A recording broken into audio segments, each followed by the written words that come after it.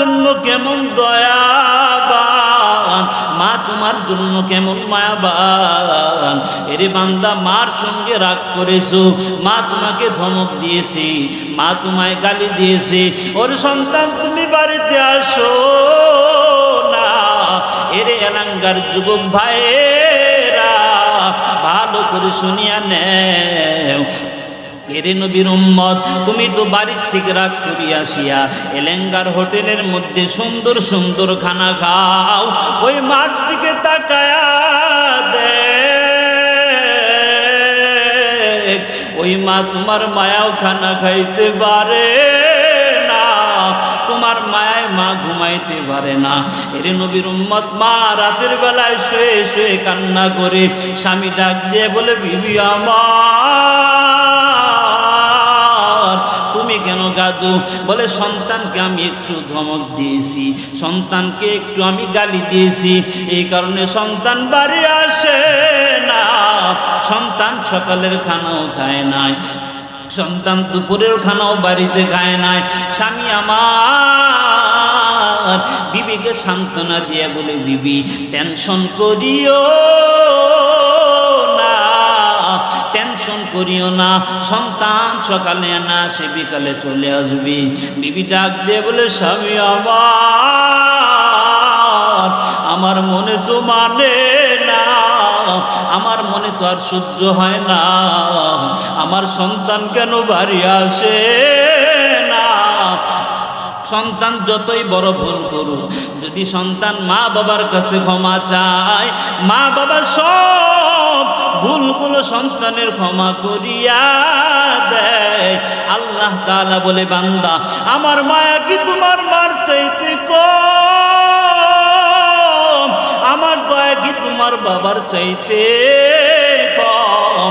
ওরে নবীর উম্মতের দল, তোমার মাকে একবার মা বলে ডাক দিলে মা খুশি হয়, তোমার বাবাকে একবার বাবা বলে ডাক দিলে বাবার হৃদয়টা প্রশান্তিতে ভরে যায়। ওরে বান্দা, যে আল্লাহ আমি তোমাকে বানাইলাম, ওই আল্লাহকে যদি একবার আল্লাহ বলিয়া ডাক দাও, আল্লাহ বলে, বান্দা আমি সব কিছু ভুলিয়া যাই, আমি আল্লাহ তোর সব গুনাহ ভুলিয়া যাই, আমি আল্লাহ তোমাকে রহমতের চাদরে এইভাবে তোমাকে ঢেকে রাখি রে বান্দা। আমি আল্লাহ বলে দিলাম, তুমি যদি আমি আল্লাহ খালেস দিলে ডাকতে পারো, আমি আল্লাহর কাছে খালেস দিলে তওবা করতে পারো। আল্লাহর রাসূল বলি, ওরে বান্দা আল্লাহ তোমাকে এমন ভাবে মাফ করিয়া দেয়। আল্লাহ বলে, বান্দা যদি কোনো বান্দা তওবা করে, আল্লাহর রাসূল বলেন ওই বান্দা আল্লাহর কাছে এমন দামি হয় যেন এই বান্দার জীবনে একটা গুনাহ কোনোদিন করে নাই। সুবহানাল্লাহ বলে। এরে নবীর উম্মতের দল, যারা তওবাওয়ালা জিন্দেগি নিয়ে কবরে যেতে পারবে, যারা আল্লাহর রেজামন্দি নিয়ে কবরে যেতে পারবে, যারা দুনিয়ার জমিনে তওবা করতে পারবে, এই তওবাটা কতদিন পর্যন্ত থাকবে? এরে নবীর উম্মতের দল বলে, তোমার তওবা কতদিন পর্যন্ত আল্লাহর দরবারে কবুল হবে? যতদিন পর্যন্ত সাকরাত শুরু না হবে, অর্থাৎ মৃত্যুর আগ পর্যন্ত বান্দা তোমার তওবা আল্লাহ কবুল করিয়া নেয়। আল্লাহর রাসূল বলে, ওরে বান্দা যদি কোনো উম্মত তওবা না করে গুনাহ নিয়া অন্ধকার কবরে যায়,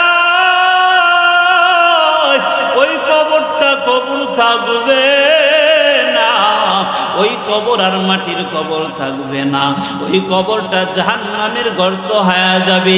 এর নবীর উম্মতের দল, রাসূল আমার জানায়া দেয়, আল কবর রাউযাতুম মির রিয়াজিল জান্নাহ আও হুফরাতুম মিন হুফারিন নার।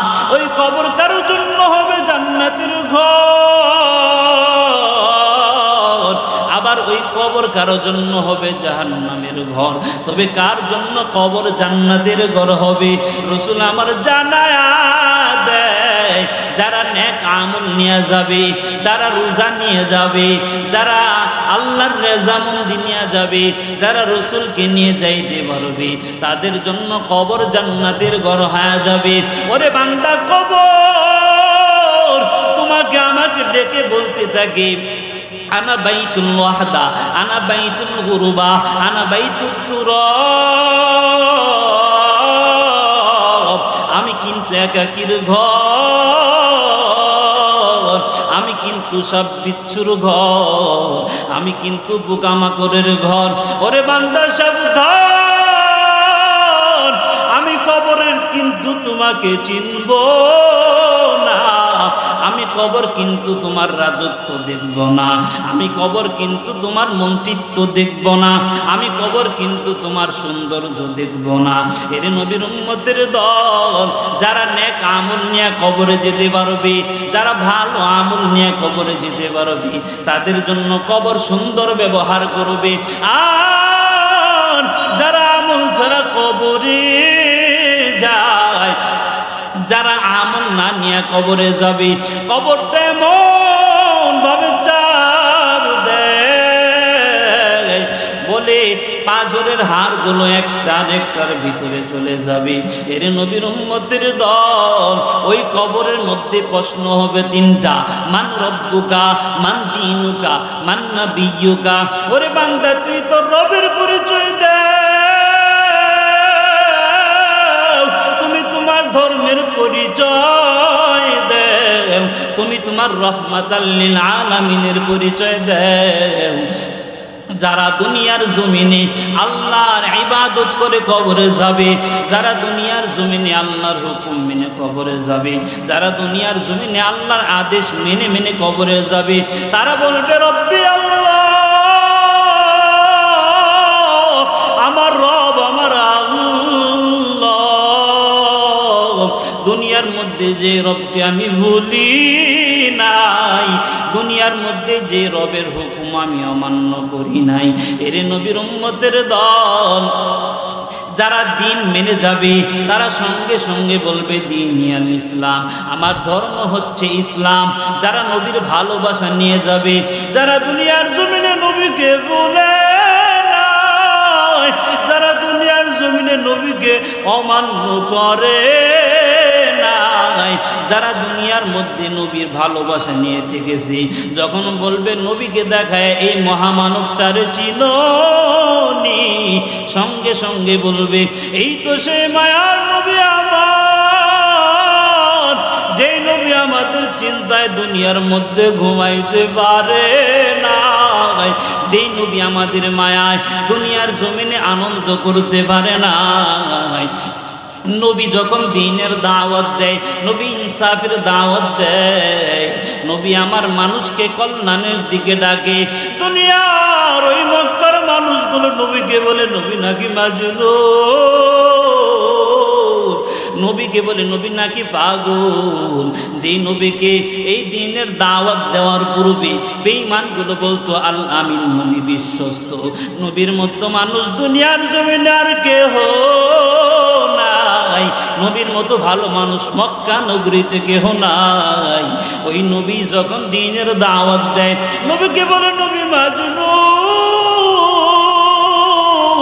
নবী নাকি পাগল, নবী নাকি মাজনুন হয়ে গেছে। নবীকে মারার জন্য বেঈমান বিদিনগুলো এরকম পায়তারা করি।